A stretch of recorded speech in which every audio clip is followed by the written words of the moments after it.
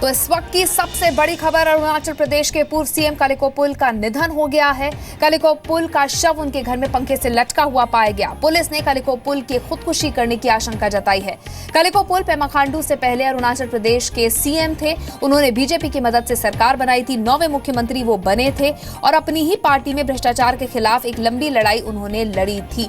फिलहाल आपको बता दें कि पुलिस ये कह रही है कि पूरा मामला सुसाइड का लग रहा है। 47 साल की उम्र थी कालिको पुल की।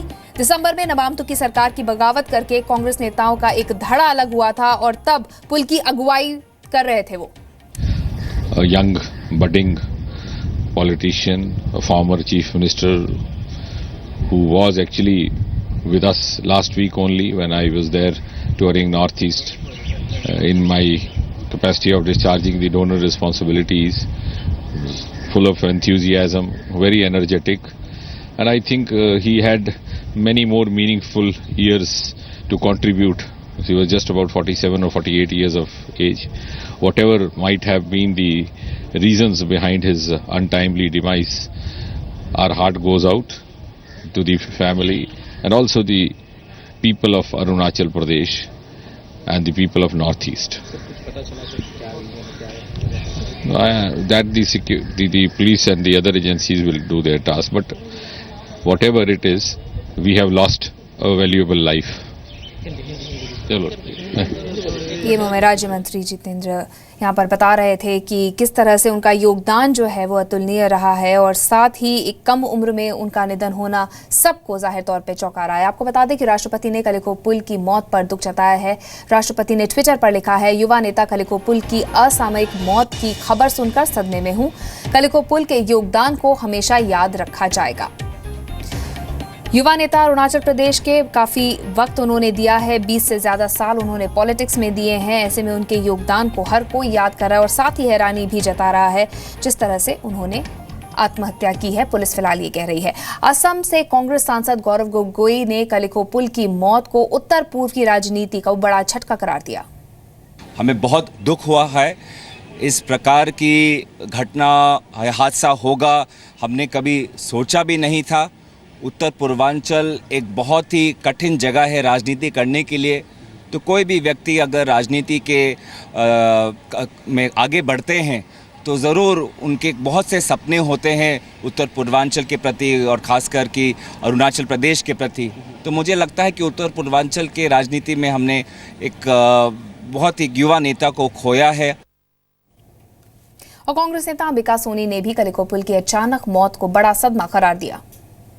समय के लिए मगर मुझे खेद है, अभी किसी का भी जब ऐसे अचानक निधन हो जाता है तो स्वाभाविक दुख होता है, लेकिन अभी पता नहीं क्या कारण रहा, क्यों कैसे हुआ, तो अभी तक तो बिल्कुल स्वस्थ।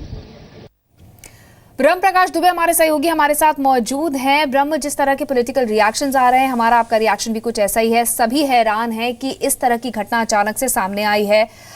किस तरह से लोग इस पर रिएक्ट कर रहे हैं? बहुत ज्यादा उम्र नहीं थी कालिको पुल की और काफी योगदान उनका पॉलिटिक्स में रहा है।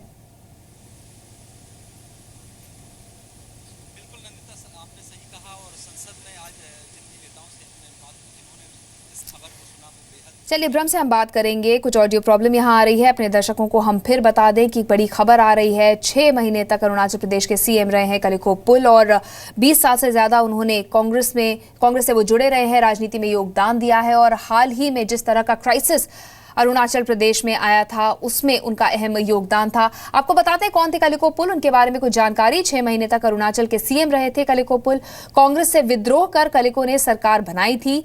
सरकार बनाने में बीजेपी ने उनकी मदद भी की थी। इससे पहले 1995 में पहली बार विधायक और मंत्री वो बने थे। काफी कम उम्र में पॉलिटिक्स उन्होंने ज्वाइन की थी। फिलहाल 47 साल की उनकी उम्र थी और सभी हैरानी जता रहे हैं कि इतनी कम उम्र में, जबकि वो पूरी तरह स्वस्थ थे, क्या वजह थी कि उन्होंने सुसाइड जैसा बड़ा कदम उठाया है। ब्रह्म प्रकाश दुबे हमारे साथ दोबारा जुड़ गए हैं। जी ब्रह्म।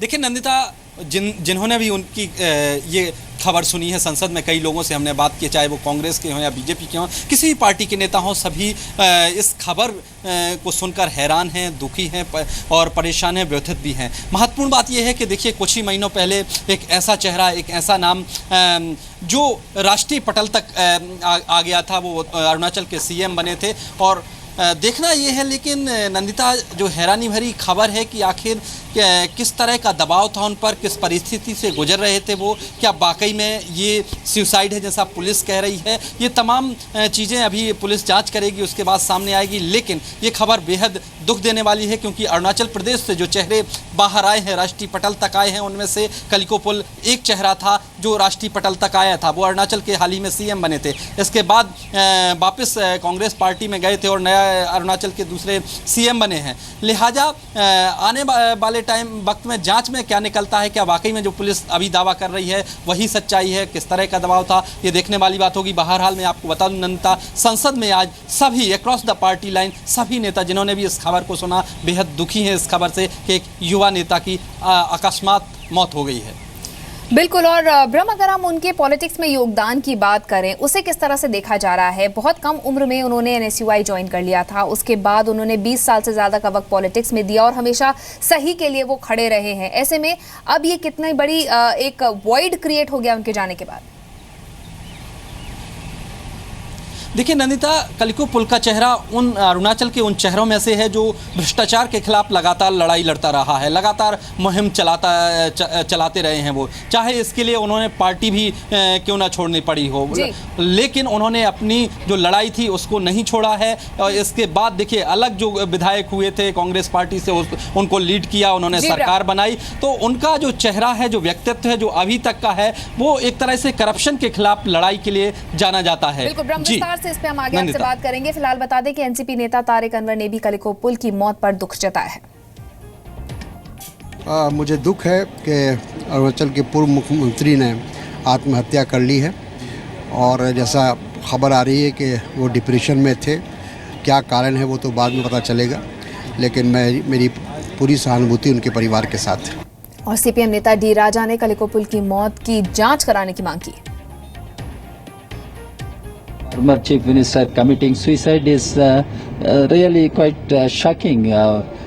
It is for the government to investigate and probe the matter. ब्रह्म प्रकाश दुबे हमारे साथ लगातार मौजूद है। ब्रह्म, ये कहा जा रहा था कि कलिको जो है वो डिप्रेशन के शिकार थे। जिस तरह से एक लंबी बैटल उन्होंने लड़ी पिछले 6-7 महीनों की अगर हम बात करें, उसमें उन्हें जब सीएम पद से हटाया गया कोर्ट के ऑर्डर के बाद, उसके बाद से वो दुखी थे। लेकिन क्या ऐसे वाकई उनकी हार देखी जाए? उनकी लड़ाई नबाम तुकी सरकार के खिलाफ थी और उन्होंने इंश्योर किया कि वो वापस मुख्यमंत्री ना बने। पेमा खांडू जो है वो मुख्यमंत्री बन गए, तो एक तरह से जीत थी उनकी। क्या ये वजह उनके डिप्रेशन की हो सकती है? कोई और वजह इसके पीछे हो सकती है?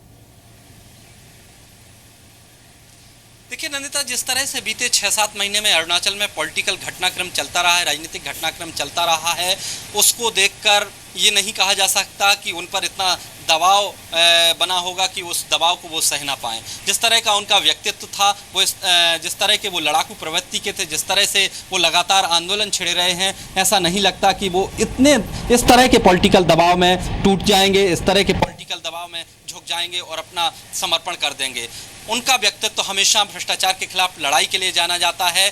लिहाजा जैसा मैंने कहा कि क्या पुलिस जो अभी दावा कर रही है, क्या वो बात सही है या फिर कुछ और वजह है, जो आगे जांच में खुलासा होगा। क्योंकि जिस तरह की ये खबर है वो बेहद दुखद खबर है, बेहद व्यथित कर देने वाली खबर है, क्योंकि उनका व्यक्तित्व ऐसा नहीं था कि दबाव के आगे वो टूट जाए। नंदिता, बिल्कुल ब्रह्म, और जिस तरह से आपने वो तमाम रिएक्शंस पार्लियामेंट से भेजे हैं, तमाम नेता भी यही कह रहे हैं कि ऐसा व्यक्तित्व उनका बिल्कुल नहीं था, वो पूरी तरह से स्वस्थ थे। और हर नेता एक सुर में यही कह रहा है कि जांच होनी चाहिए।